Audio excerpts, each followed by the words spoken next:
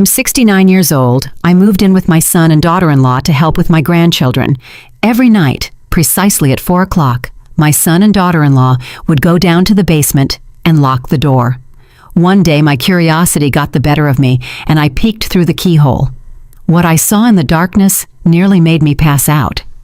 I immediately called a cab to escape with my grandchildren. Hello, dear listeners. Thank you so much for tuning in. Please subscribe to the channel, hit the like button, and let me know in the comments what country you're listening from. I truly appreciate it. Enjoy the story. My day starts at 6 o'clock in the morning. I don't need an alarm clock. I'm woken by an internal metronome, calibrated over 4 decades of working as a head nurse at the Children's Hospital in Atlanta. Getting up when it's still dark and quiet outside is a habit ingrained into the very core of my being. Here, in this huge, echoing house belonging to my son, the habit has become a necessity. I head downstairs to the kitchen. It looks like an operating room, all steel and cold white quartz. Not a single unnecessary detail, not one warm, lived-in touch. Zara, my daughter-in-law, is obsessed with sterility. I switch on the coffee machine, a complicated contraption that whirs like a medical device. I don't drink coffee, it's forbidden for me, but its aroma has to fill the house right on time for 8 o'clock, when she and Kambani deign to descend from their second-floor suite. They call it creating a productive atmosphere. They both work from home in their dedicated offices, important people.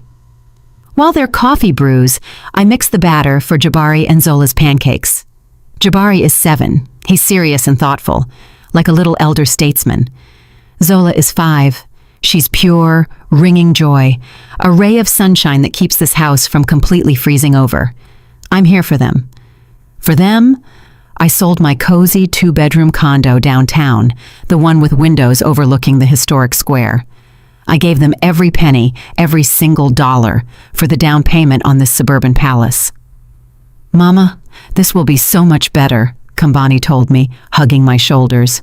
We'll live as one big family. You'll help us with the kids, and we'll take care of you. And I do help. I cook, I clean, I do the laundry and the ironing. I drive Jabari to his magnet school and Zola to pre-K. I play with them, read them stories, tend to their scraped knees and childhood colds. I am the 24-hour nanny, cook, and housekeeper, a free-of-charge accessory to their glittering life. And they do take care of me.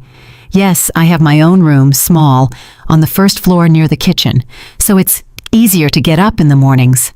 Each of my days is identical to the last, as if someone put on an old vinyl record and the needle is stuck in the same groove. Breakfast for the children, breakfast for the adults, cleaning, laundry, lunch, outing, dinner, bedtime story. Round and round it goes. Kambani and Zara emerge from their offices only to eat or issue instructions. Mama, iron my shirts. I have a critical video conference tomorrow.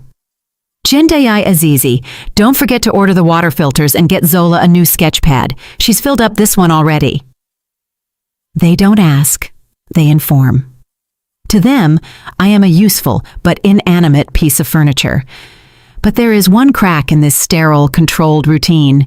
Something that doesn't fit into their perfect schedule. Something that happens every night, precisely at 4 o'clock in the morning. I hear it almost every time. Old folks are light sleepers.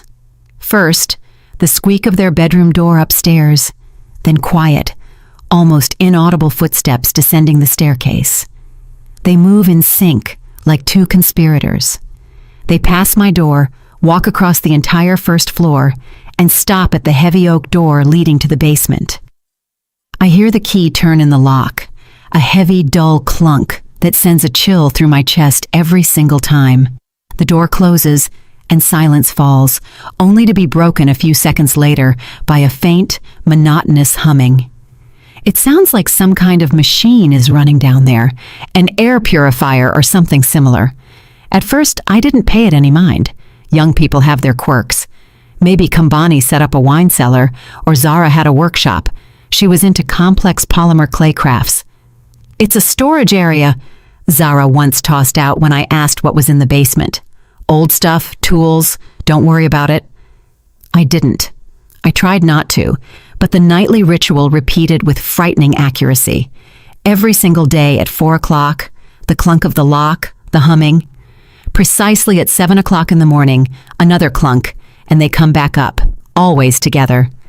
Their faces are strange afterward, tired but with a focused, almost clinical expression, as if they hadn't been sleeping but standing watch over a sick patient.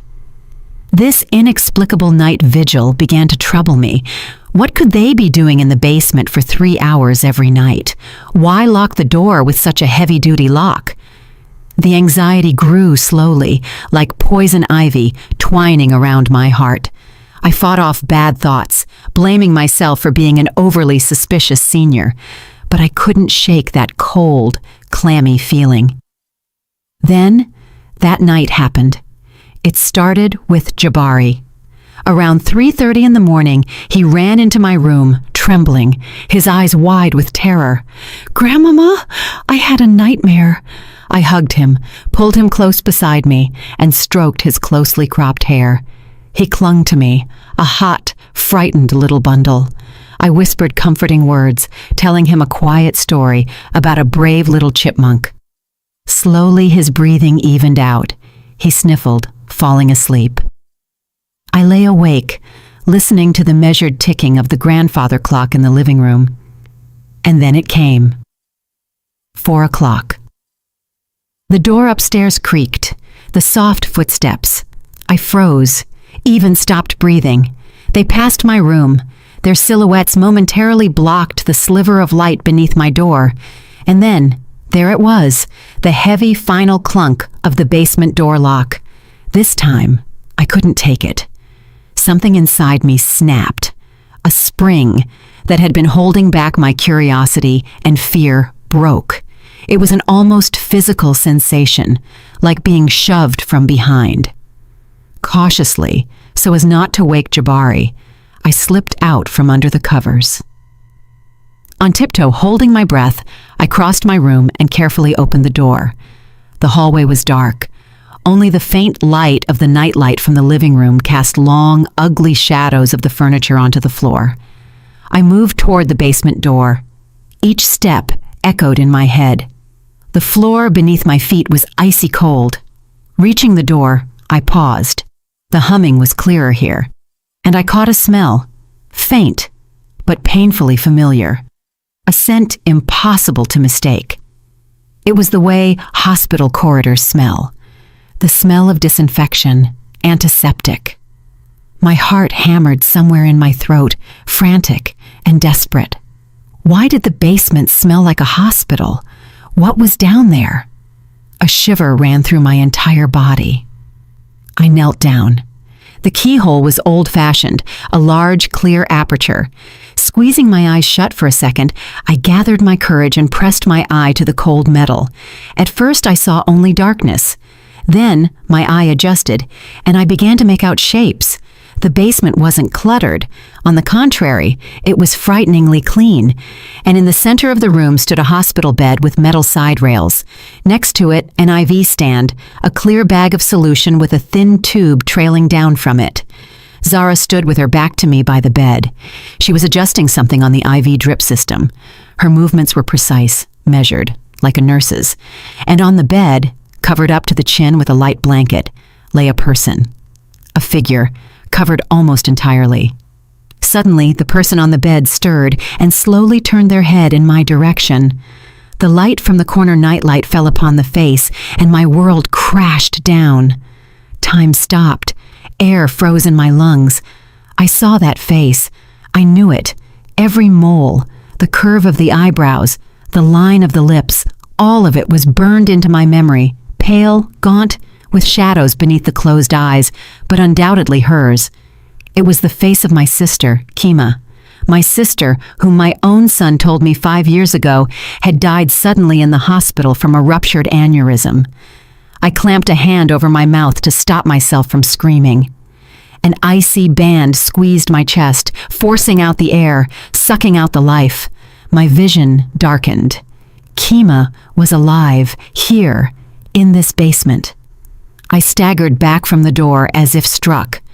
A ringing noise filled my ears. The cold metal of the keyhole seemed welded to my skin. But I didn't scream. I didn't fall. Something deep in my solar plexus clicked like a switch, and the wave of cold, paralyzing terror was replaced by an absolute ringing void.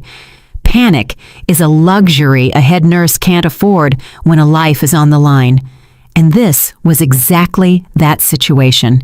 Slowly, on all fours, I backed into the darkness of the hallway. My movements were automatic, honed by years of night shifts when I had to move through a ward without waking a single child. My brain, my old, trained brain, was already working, processing the event not as a personal tragedy, but as input data for a medical triage. Triage, the first rule in any catastrophe. I reached my room and silently closed the door. Jabari was asleep, curled up. His warm breath was the only living, real sound in this frozen world. I sat on the edge of the bed, my back straight as a steel rod. Situation analysis. Patient: Kima Azizi, my sister. Status: declared deceased 5 years ago. Current condition: alive, held in the basement, connected to an IV drip, likely under heavy sedation. Prisoner: threat: Kambani Azizi, my son. Zara Camille, my daughter-in-law. Status: criminals. Holding a person captive, falsified a death. Motives unknown, but likely financial. Their behavior is unpredictable. They are dangerous. Assets at risk: Jabari Azizi, 7 years old. Zola Azizi, 5 years old. My grandchildren. Status: sharing a house with dangerous criminals. They are the most vulnerable link. Conclusion: it was cold and clear, like a surgeon's scalpel. My sister is a long-term problem. I can't save her right now. My son and daughter-in-law are a threat that must be neutralized from a distance. And the grandchildren? The grandchildren are the immediate priority. Goal number 1, immediate evacuation of the children. I stood up. The trembling was gone. In its place came a cold, crystal clarity. A plan was already forming in my head, sharp and step by step. I had about 2.5 hours until 7 o'clock in the morning. That should be enough. First, I pulled my old handbag from the dresser drawer, not the one I used for shopping, but a small travel bag, the one I used to take on trips 40 years ago. In it, I put our documents, our passports, the children's birth certificates. I always kept them with me, in case we needed to go to the doctor. Thank God Zara never cared about that. I put all the cash I had saved from my modest Social Security check in there too. Not much, but enough for the short term. Next, clothes, nothing extra. Warm, comfortable sweatsuits for Jabari and Zola. Pants and a sweater for myself. A couple of changes of underwear. Toothbrushes. I moved quickly, silently, like a ghost in my own house. I took each item from the shelf carefully, ensuring I didn't disturb the overall arrangement, so their morning inspection wouldn't immediately reveal the loss. Now the most important thing. I opened the closet and, from an old mitten tucked deep inside, I retrieved it. A simple flip phone, my emergency backup. I bought it many years ago after a particularly bad flu season, when I was afraid I wouldn't even be able to call an ambulance. I kept a small amount of money loaded onto it and told no one about it. My smartphone, the sleek touchscreen model that Kambani gave me as a gift to connect with the world, I left on the nightstand. Let them think I simply stormed out. Let them look for its signal here in this cage. All that was left was to wake the children. This was the riskiest stage. I approached Zola. She was sleeping in her small cot in the corner of my room. Zara insisted she sleep with me so she wouldn't run to them at night. I leaned over her, taking in the scent of her hair, milk, and sweet rolls. My heart ached with tenderness and pain. "Zola, sunshine, wake up," I whispered right into her ear. She stirred, opening her sleepy eyes. "Grandmama?" "Shh, my sweet girl. We're going to play a game now. Secret spies. We need to get dressed and leave the house so quietly that no one hears us. Understand?" A flash of fear crossed her eyes, but then it was replaced by excitement. A game? Of course it was a game. I dressed her quickly and quietly. Then I woke Jabari the same way. I told him the same thing. He, being the older boy, frowned. "Do Mom and Dad know about the game?" "This is our secret," I whispered back, looking directly into his eyes. "It's a very important mission. Everything depends on it. Can you handle it? You're my main protector." He nodded seriously. My little man. Dressed, we paused at the door. I listened. The faint humming still came from behind the basement door. They were there. They suspected nothing. "Now we walk like mice," I whispered. "Not a sound. Hold on to me." I picked up the bag and took their hands. Their small palms were warm and trusting. And that trust brought on a wave of responsibility so heavy I nearly suffocated. I was their only chance. We slipped into the corridor. Every step on the creaking hardwood floor seemed deafening to me. I led them through the dark living room, past the lifeless silhouettes of the expensive furniture, which now looked like sinister monsters. There was the front door. Slowly, millimeter by millimeter, I turned the key in the lock. The clack seemed louder than a gunshot. We froze. Silence. I cracked the door open. A blast of cold, damp, pre-dawn freshness hit my face. The sky to the east was just beginning to lighten. We stepped onto the porch, and I just as silently closed the door behind us, leaving it unlocked. We walked down the path to the gate. I moved with the children around the corner into the shadow of a tall hedge, and only there did I take out my flip phone. I found the number for a taxi service that I had saved beforehand. My voice was level, calm. I gave them the address of the next street over. Not our house. Never leave tracks where they can look for you. Rule number 2. The car arrived in 10 minutes. 10 minutes that felt like an eternity. I stood, holding my grandchildren, and looked at the second-story windows. At the windows of my son's bedroom, the man who looked me in the eye 5 years ago and told me my sister had died. He cried then. I remember. I wonder what he was crying about. His sister or his ruined soul? The cab gently braked by the curb. I quickly settled the children into the back seat and got in myself. "Where to?" asked the driver, an older, tired-looking man. I gave him the address of a motel in a different town, an hour's drive from here, small, unremarkable, one I had read about in a newspaper once. "A bit far," he grunted. "We have an early train," I lied calmly. "Afraid we'll miss it."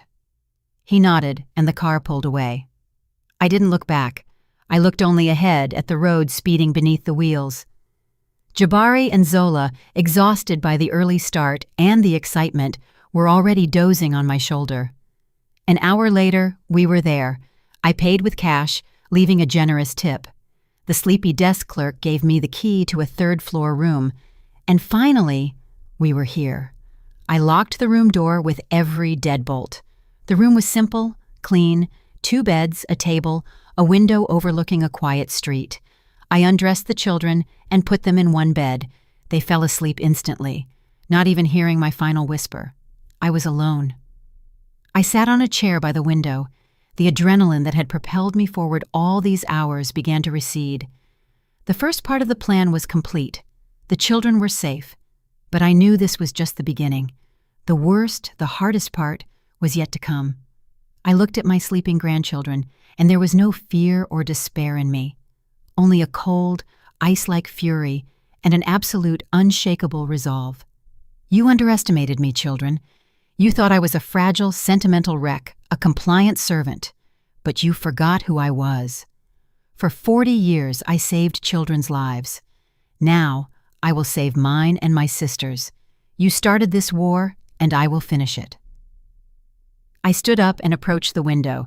The sun was rising over the sleepy city, painting the rooftops a soft, rosy color. Down below, the first city bus rolled by, brakes squealing on the turn. A new day had begun. For me, the first day of a new, unknown life. And for them, in that cold house, the finale of their usual world was just beginning to play out. I didn't even need to see it. I knew them both so well that I could picture everything in minute detail. I could almost physically feel the minute hand on the clock in their living room pass 7 o'clock. I hear the dull clunk of the basement door lock. They come upstairs, tired, silent. Their faces gray after their 3-hour vigil. They don't look at each other. This ritual has drained all emotion from them, leaving only focused professionalism.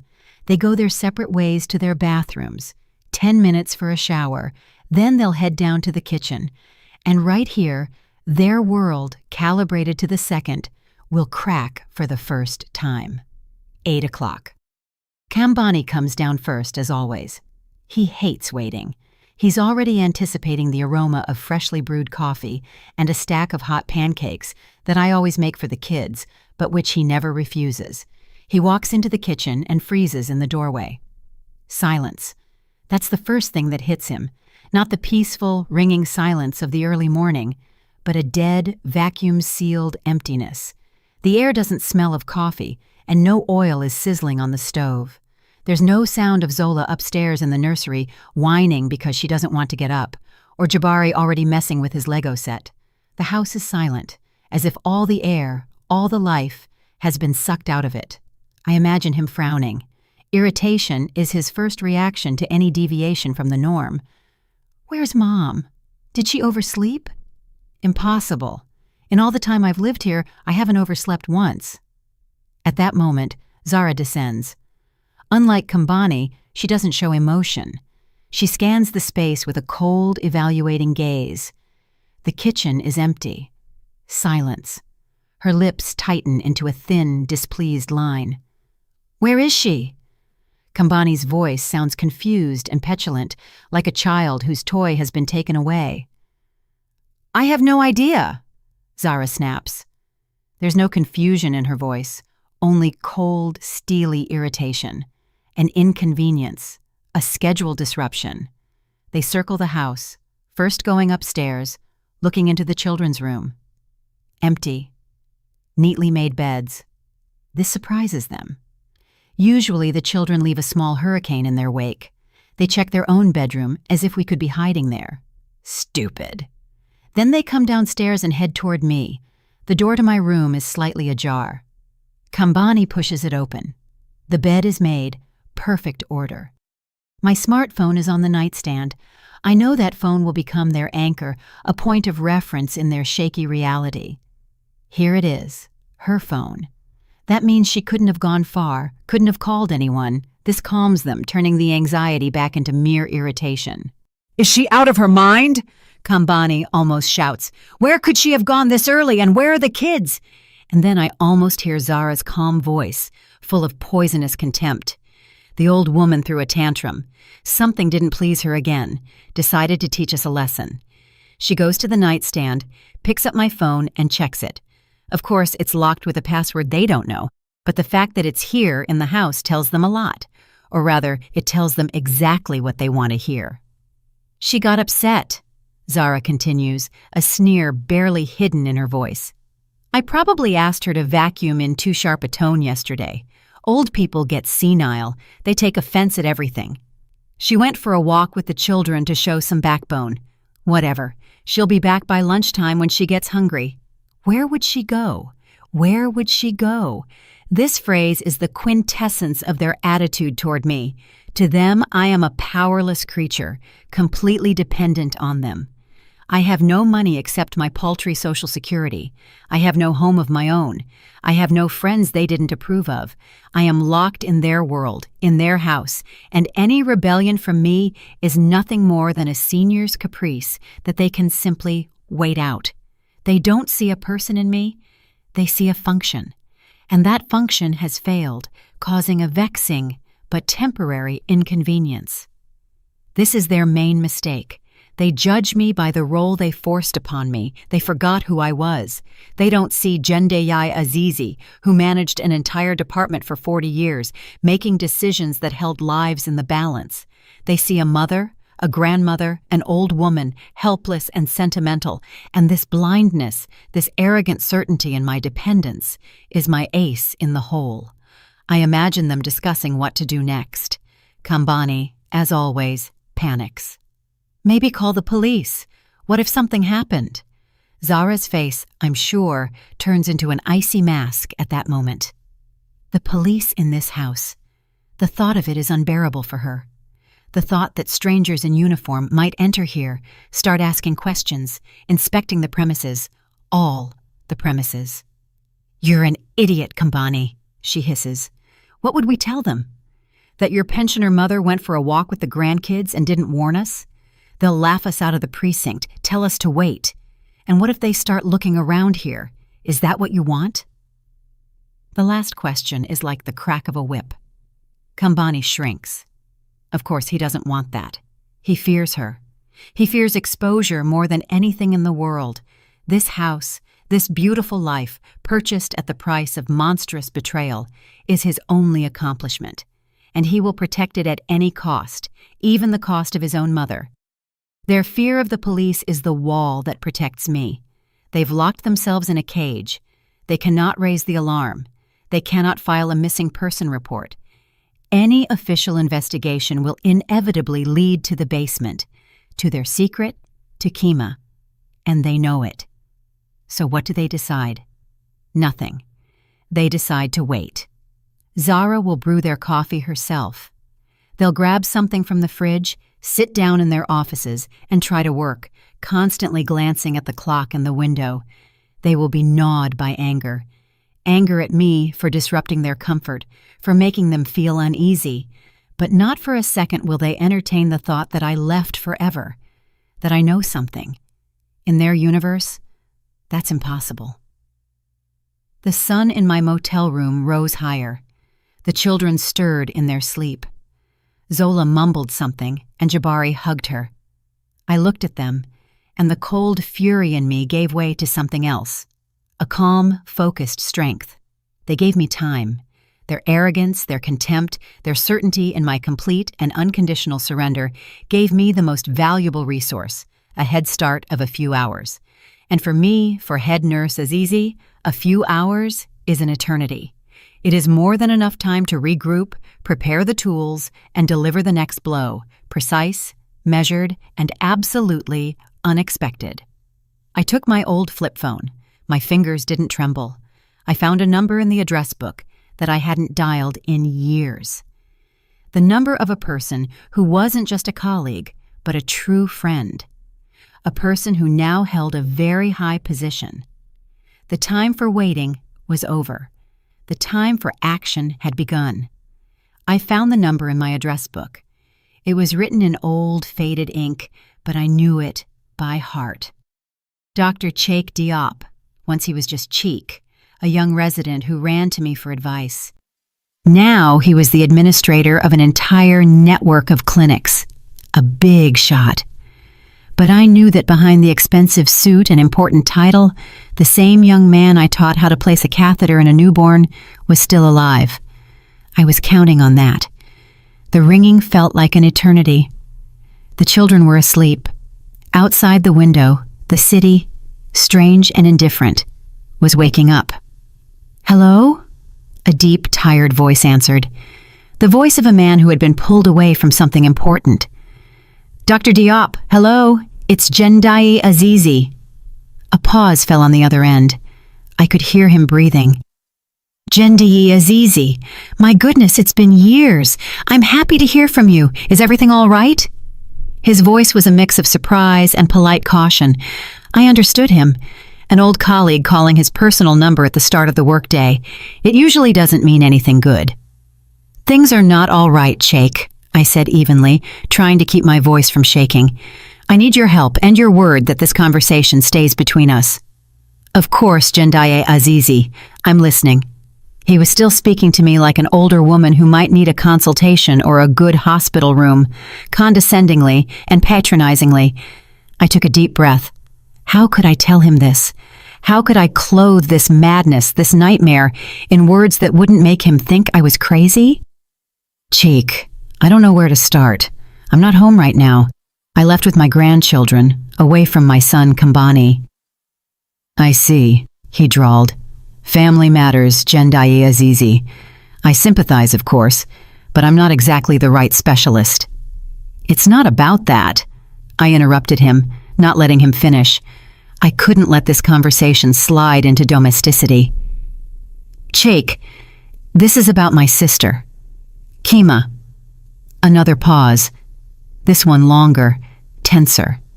Kima, but Jindai Azizi, forgive my bluntness, but she died several years ago. I remember Kambani informing you. My condolences, though belated. This was the moment. The ice under my feet cracked. Now or never. I closed my eyes so I wouldn't see the sleeping children, but only the darkness of the basement and the face on the pillow. Jake, my voice was quiet, but hard as steel. That's Kima. She's alive. Kambani is holding her captive in his basement. Silence. It was so thick, so deafening, that I could hear the blood pounding in my temples. I held my breath, waiting for his reaction. He could hang up. He could politely say I needed rest. He could do anything. Where are you right now? His voice had changed. There wasn't a trace of condescension left, only the sharp, professional urgency of a physician in the emergency room. I gave him the motel address. Don't leave there. Don't open the door for anyone. Don't call anyone else. I'll call you back in 30 minutes. And he hung up. 30 minutes. I placed the phone on the table. It seemed like an alien object to me, like a time bomb. I stood up, went to the bed, and adjusted the blanket on Zola. Her cheek was warm, she smelled of sleep. Jabari frowned in his sleep, just like his father, or the man I thought was his father. What is Jake doing right now? He's sitting in his huge office. He opens his computer, accesses the medical archives. What is he looking for? The death certificate for Kima Azizi. 5 years ago. Cause, cerebral aneurysm rupture. Hospital number. I didn't even remember which hospital Kambani had named then. I was in such shock, such grief. He said he handled all the formalities himself so as not to traumatize me. What a caring son. He brought me an urn of ashes. He said it was Kima's will, cremation. Whose ashes did I bury next to our parents then? Whose? I walked back and forth across the small room. The minutes stretched out like thick, sticky molasses. 5 years I had lived with that lie. 5 years I had mourned a living person. I combed through my memories for every loose thread, every oddity I hadn't noticed at the time. The way Kambani avoided talking about her final days, the speed with which he wrapped up all the affairs related to her condo and assets. Mama, you don't need to get involved in this. It's too painful. I'll do everything myself. And I believed him. How I believed him. I was blinded by grief and gratitude for his care. The phone rang so sharply that I jumped. His number flashed on the screen. I picked up. Jindai Azizi, he said, and I didn't recognize his voice. It was hollow, distant, the way people talk when reporting a death. Yes, Cheik. I pulled all the archives, not just our network, all the city databases. Kima Azizi did not die 5 years ago. I silently leaned against the wall. My legs gave out. Her official status is alive, he continued, nailing the words like a hammer blow. 5 years and 3 months ago, she was involved in a traffic accident, a serious traumatic brain injury. She was admitted to the ICU at our 7th hospital in a coma. A coma, not an aneurysm, an accident. My God, she was there for 3 weeks. The doctors gave a positive prognosis. It wasn't a deep coma, but a post-resuscitation state. There was a chance for recovery, but she was taken from there. Taken? How? I whispered. Your son, Kambani. There was steel in Cheik's voice. He appeared on the 3rd day after the accident. He presented a general power of attorney in her name for handling all affairs, allegedly signed 6 months before. He insisted that her treating physician not inform anyone but him about her condition, citing her desire for privacy, and after 3 weeks, he arranged a transfer under his own responsibility to a private facility for home care. I slid down the wall to the floor, a forged power of attorney. He cut me off from her. He locked her away first in the hospital, and then. But why? My whisper was barely audible. Why all this, Cheik? Why such a monstrous lie? He paused for a second, and what he said next was the most terrifying thing of all. Jendayi Azizi, I ran one more check. Her husband, Kwame. He died a year before the accident. He was a lead engineer at a defense contractor. He had a huge life insurance policy and a lifetime pension for service that, in the event of his death, would fully transfer to the widow. Kima, plus all his savings and assets. I don't have access to exact figures, but we are talking about very, very large amounts of money. For all these 5 years, someone has been faithfully receiving her pension and managing her accounts based on that same power of attorney. A buzzing filled my ears. The pieces of the terrifying, ugly mosaic fell into place. Their house, their expensive SUVs, the successful remote work that allowed them to live in luxury. Zara buying designer bags. Kambani talking about stock market investments. All of it was built on her suffering, on her stolen life. They didn't just hide her, they turned my sister into their personal ATM, a living corpse that reliably brought them income. The cold I had felt at the basement door now filled me entirely, without reservation. This was no longer fury, it was something else, calm, like the surface of a frozen lake beneath which lay bottomless depths. I knew what I had to do. The plan in my head instantly became more complex. It became harder, more merciless. "Cheikh," I said, and my voice was level and strong again. "I'm going to need your help one more time. But first, I have to do something myself." I put down the phone. The silence in the hotel room pressed on my ears. I got up from the floor and went to my bag. At the very bottom, beneath the change of clothes and documents, lay an old tablet in a worn case. Kambani had given it to me about 3 years ago for my birthday. "You can look up recipes, Mama. Talk to the grandkids on video call." I hardly ever used it, but I faithfully kept it charged. Intuition, I suppose. An old person's habit of having everything that might ever be useful in reserve. I connected to the motel's Wi-Fi. My fingers moved slowly but surely. I opened the bank's website. I remembered the login and password by heart. I didn't trust those to any piece of paper. The page opened before me, showing 2 accounts. One was my pension account, with its meager funds, and the second was called Reserve. I remembered the day we opened it, more than 10 years ago. Kima had just married Kwame. We were sitting in my old kitchen, drinking tea with cherry preserves. "Agnisha, let's open a joint account," she said, laughing. "We'll put a little money in there, just in case. Call it our secret fund." We put symbolic amounts in, and I was listed as a full owner. I had almost forgotten about it. Kambani and Zara apparently found the documents and decided it was the perfect, ready-made tool. Why open something new, leaving tracks? They could just use this old, forgotten one. They must not have even checked the second owner, or they checked, saw my name, and just laughed. The old lady, what could she do? She doesn't even remember it. What a saving mistake for me. Their arrogance became their Achilles' heel. I opened the account.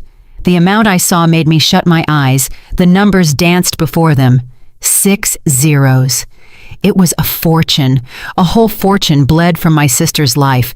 Every dollar in that account was steeped in her pain, her silence, her stolen years. I didn't hesitate for a second. I felt neither thrill nor malice. I felt like a surgeon lancing a festering abscess. This was not theft. It was expropriation, the return of stolen goods. I created a new transfer. In the recipient field, I entered the details of my own pension account. In the amount field, I entered every last cent. The system requested confirmation. I pressed the button. A green box appeared on the screen. Transaction successful. That's it. The first mine was laid. I closed the tablet and put it aside. Now, all that remained was to wait and to imagine. I knew it would happen within seconds. Zara had alerts set up for everything. She controlled every dollar. I could almost see her sitting in her white, hospital room-like office, irritably looking at her laptop screen when her phone, lying next to it, makes a short, demanding sound. She casts a quick, annoyed glance at it. A bank notification, probably interest credited or some other trifle. She picks up the phone, swipes the screen, and her face changes. I picture it in detail. How, at first, confusion appears on her pampered face, then disbelief. How she rereads the short message several times. Debit, reserve account, amount, account balance, $0, zero. The word explodes in her brain. She freezes. Her perfect posture falters.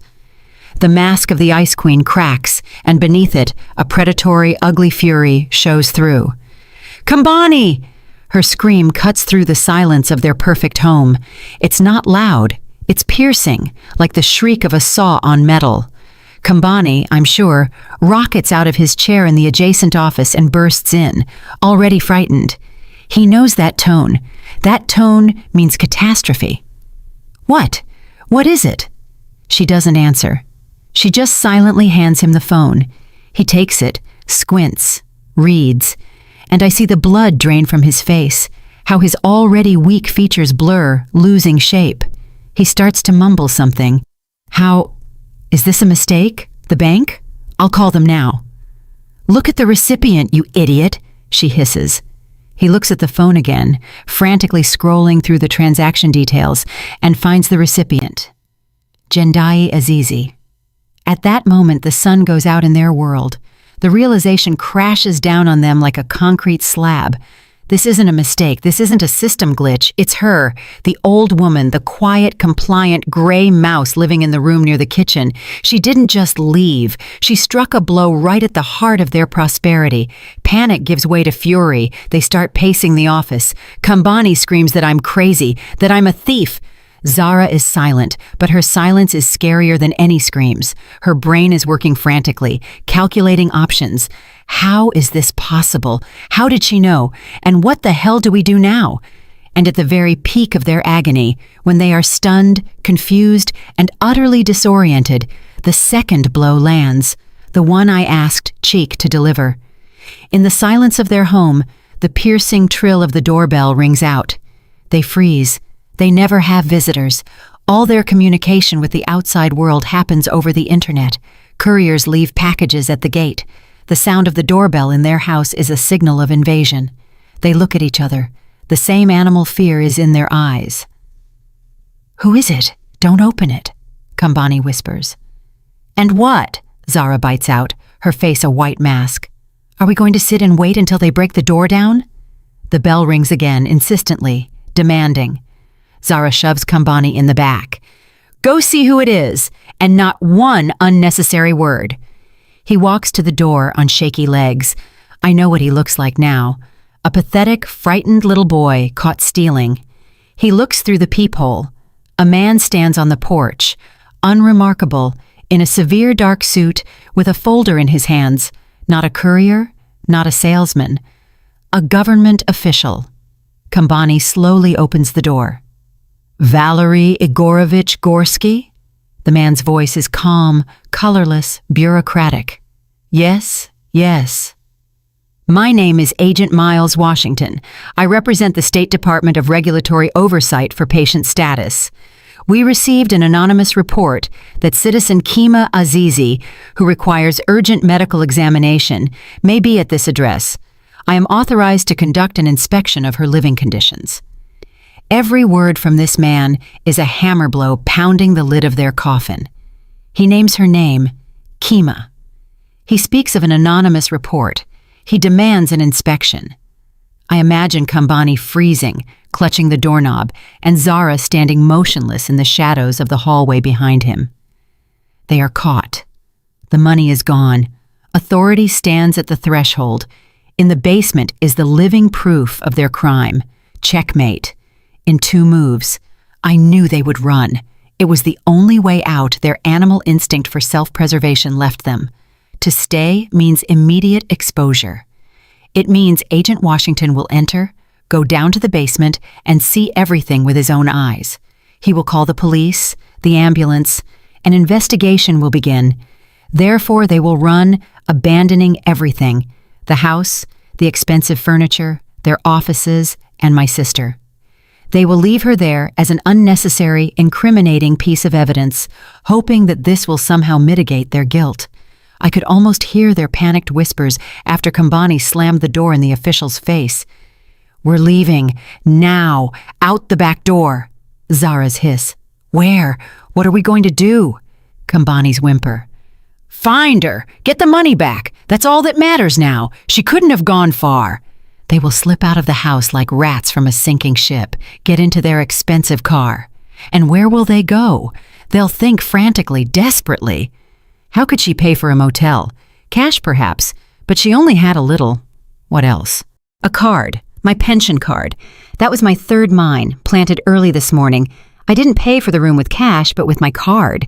I knew that Zara, obsessed with control, had once tied alerts for my card to her phone. So you can see, Mama, that you don't lack for anything. I deliberately left them that track, that breadcrumb that would lead the wolf right into the trap. I wanted them to come. I wanted to look them in the eye.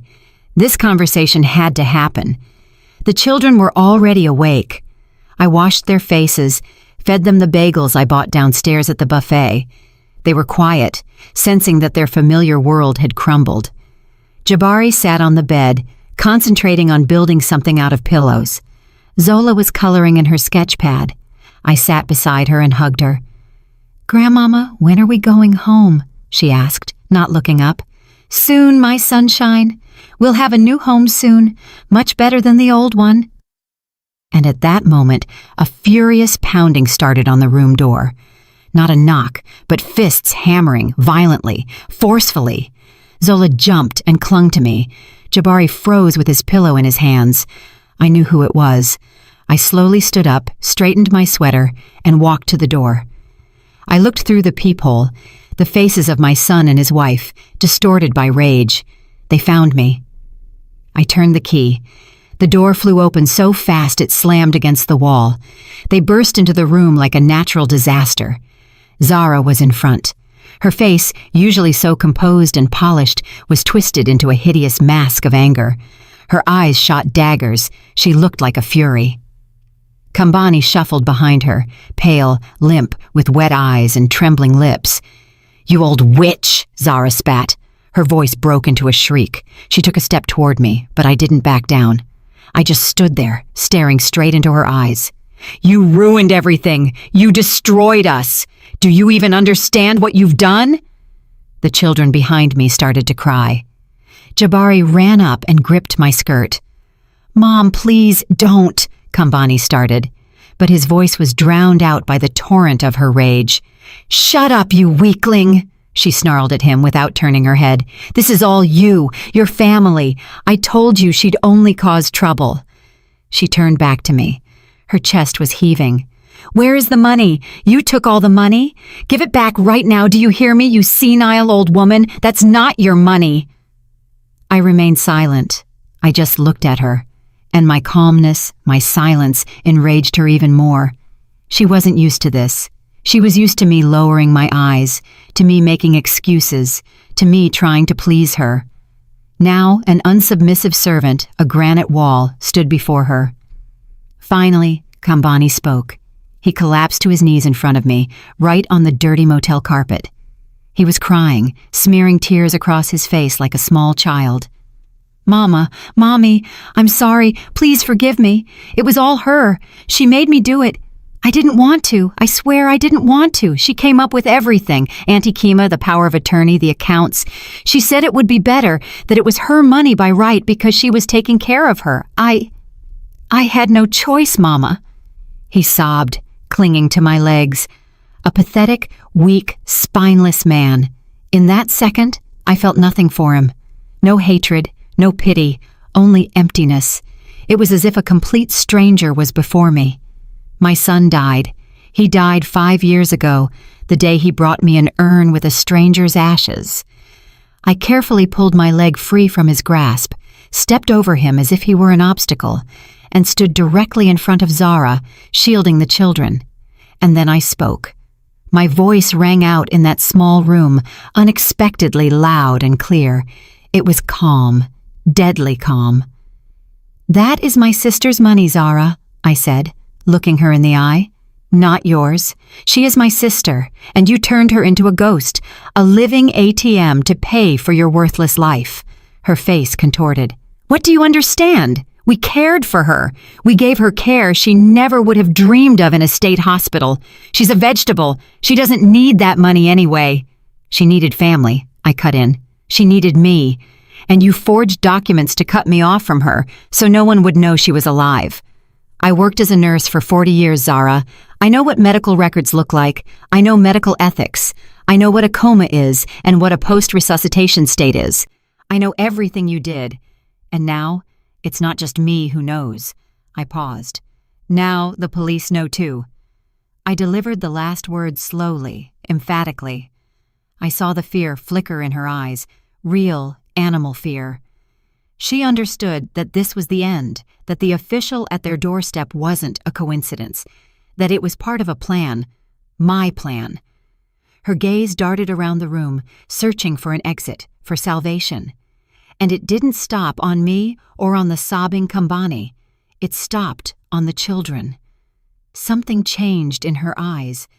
Rage gave way to cold, predatory calculation. It was the last desperate move of a cornered beast. She realized the money was lost. Freedom was lost. The only thing she had left was her final card, her last ace. She lunged, not at me. She darted past me like a snake. Her movement was so fast, so unexpected, that I didn't even have time to react. She pounced on Jabari. Grabbing his arm, she yanked him toward her, pulling him out from behind my back. The boy cried out in pain and surprise. "He's my son!" she screamed, her voice soaring into a deafening, hysterical pitch. She pressed the struggling Jabari against her, using him as a human shield. "You won't take my son from me. Do you hear, old woman? I'm his mother. You have no right." She looked at me over the head of the frightened child, and a triumphant, mad fire burned in her eyes. She thought she had won, that she had found my weak spot, that I would break now, start begging, agree to any terms, just so she would release the child. She decided that maternal instinct was something that could be traded, something that could be used for blackmail. Kambani, still on his knees, watched the scene with stunned horror. Even for him, this was too much. He stammered something. "Zara, don't! Stop it!" But she wasn't listening to him. Jabari was crying, trying to break free. "Mom, let go! You're hurting me! Grandmama!" I looked at her hand, clamped with a steel grip on my grandson's shoulder, at her face contorted with malice, at her eyes full of confidence in her own impunity. And I didn't move. I stood motionless like a statue. There was no fear for Jabari in me. I knew she wouldn't hurt him. Not now. Right now, he was a valuable asset to her. But I saw the strength with which she was holding him. I saw the fear and pain in my boy's eyes, and that was enough. She waited for my reaction, my tears, my pleas, but I stayed silent. I just looked at her. And then, when the pause dragged on, I quietly said 4 words. "Thank you for confirming that." She didn't understand. Confusion was reflected on her face. What was I talking about? And in that very moment, in the deafening silence broken only by the children's crying, a quiet click sounded. It was a soft sound, almost unnoticeable. But to Zara, it sounded like a clap of thunder.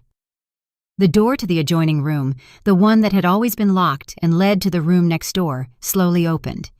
2 people stood on the threshold. A woman in a severe gray suit with a tired but attentive face, and a tall man in a hotel security uniform. The woman held a voice recorder in her hand, on which a small red light was glowing. Zara froze. She was stuck in that same pose. One hand gripping her son's shoulder, her eyes wild, hunted with terror. Her gaze darted from me to the people in the doorway and back again, and she understood everything. She understood that this was not a tantrum, it was not a spontaneous outburst. This was all a setup, a performance in which she had just played her final, most disastrous role. The woman in the gray suit took a step into the room. Her voice was calm, but brooks no argument. Zara Camille, I am Ms. Patrice Evans, Inspector for Child Protective Services. My colleague and I have heard and recorded everything that has transpired here in the last 10 minutes, including your threats and the use of physical force against your son, Jabari Azizi. Please release the child immediately. Zara's grip slackened. Her hand dropped limply from Jabari's shoulder. The boy instantly darted to me and hugged me tightly, burying his face in my knees. I stroked his head. It was over. Of course, I asked them to come. This was the final part of my plan. When I called Sheikh this morning, I didn't just ask him about the inspection at their house. I asked him to contact Child Protective Services, explain the situation, and tell them that the mother, in a state of emotional distress and pursued on suspicion of a serious crime, would most likely try to use the children as leverage. I rented 2 adjoining rooms, asked the motel management to open the connecting door, and asked the inspector and the guard simply to wait for the signal. And they waited. Zara stood in the middle of the room, broken, devastated. The mask of motherhood she had worn for so long and so skillfully had crumbled to dust, exposing her true, ugly face. She wasn't screaming anymore. She just stared into the void. Kambani remained on his knees, sobbing and mumbling something to himself. He was pathetic. He was nothing. Inspector Evans approached him. Please stand up. I believe you and your wife have a long conversation ahead of you with representatives from other agencies. The security officer will escort you downstairs. They left, not looking at me or the children. 2 ghosts, 2 shadows from whom their imaginary, stolen life had just been taken. When they had gone, the inspector closed the door behind them. Then she came over to me, crouching down to be at eye level with the children. Jabari Zola, she said softly, my name is Ms. Evans. Everything will be okay now. You'll stay with your grandmother for now. She'll take care of you. She looked at me, and in her tired eyes, I saw not only professional duty, but simple human compassion for the first time. Jandai Azizi, she said, you did everything right. You are a very strong woman. I looked at my grandchildren, who clung to me like 2 frightened chicks. Strong? I don't know. I just did what I had to do. What life had taught me, to protect those who cannot protect themselves. I was a nurse, and this was my most important patient, my family. I had just performed the most difficult operation of my life. I nodded to the inspector, unable to utter a single word, simply holding my grandchildren tighter, breathing in the scent of their hair. That scent was the only thing that was real in this collapsed world. I knew that my main task now was to build a new world for them, a real one, starting from a clean slate. Several weeks, maybe months, passed. Time lost its usual linearity. It became thick and filled with events, each more important than the last. The days were filled with meetings with lawyers, doctors, therapists, and Child Protective Services representatives. The nights were short, anxious, full of thoughts. I was living on the edge of exhaustion, but for the first time in many